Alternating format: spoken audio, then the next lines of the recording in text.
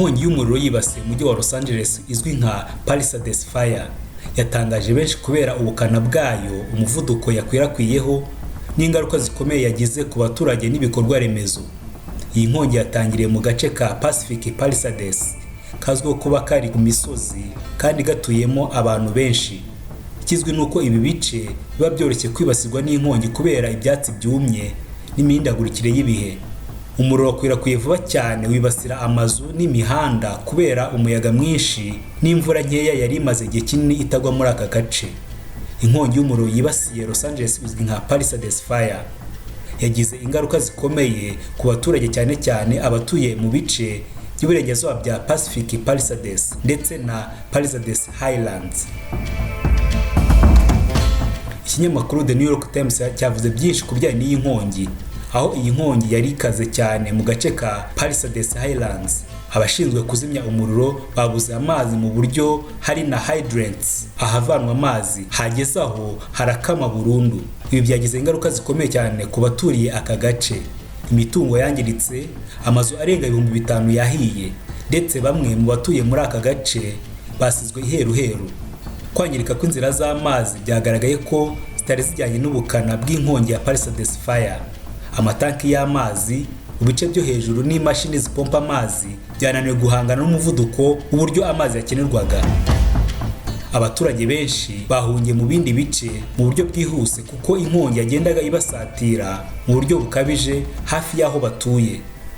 Imihindagurikire y'ibihe, ubushyuhe bukabije n'amapfa y'igihe kirekire biri mu byashyizwe mu majwi ku kuba intandaro y'inkongi. Ibi ngo byatumye ibyatsi byinshi byuma bigatuma bibasha gufatwa n'inkongi vuba vuba.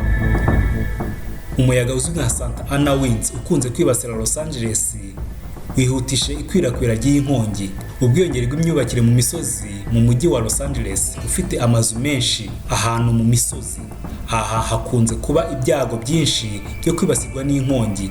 Iyi nkongi yerekanye ko hari ibyihutirwa mu guhangana n'inkongi, birimo kuvugura inzira z'amazi cyane cyane mu bice biri hejuru y'ubutumburuke, gutegura neza ibikorwa byo gukumira inkongi, harimo guca ibyatsi byumye hafi y'imihanda n'aho abantu batuye, gushyira imbaraga mu buhanga bwo gukoresha amazi mu buryo buhamye n'ubutabazi bwihuse.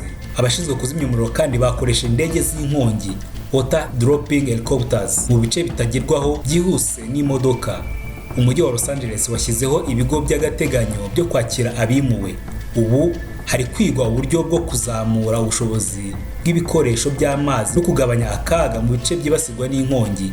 Leta ya California hamwe n'imiryango itandukanye irimo nka Croix Rouge yakoze ibishoboka byose mu gutanga ibikoresho by'ibanze n'ubufasha bwo kubona ibiryo, imyambaro naho kuba. Guverinoma ya Leta Zunze Ubumwe za Amerika yashyizeho gahunda yo gufasha abahuye n'ingaruka mu buryo bw'amafaranga yo kubafasha gusana amazu cyangwa kubona andi macumbi. Hari indi miryango yigenga igiye itanga ubufasha mu buryo bwo kwishyurira abana amashuri, gufasha abimuwe kubona ibikoresho byo mu ngo, ndetse no gutanga ubujyanama ku bahuye n'ihungabana.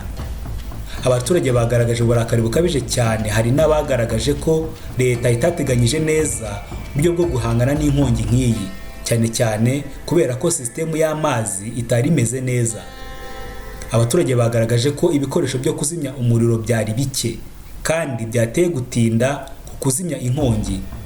Ni inkuru ibabaje cyane ku baturage ba Leta y'Amerika ndetse n'abaturage muri rusange, ariko ni urugero rukomeye rw'uburyo imihindagurikire y'ibihe ishobora kugira ingaruka zikomeye cyane ku buzima bw'ikiremwa muntu ndetse n'ibidukikije.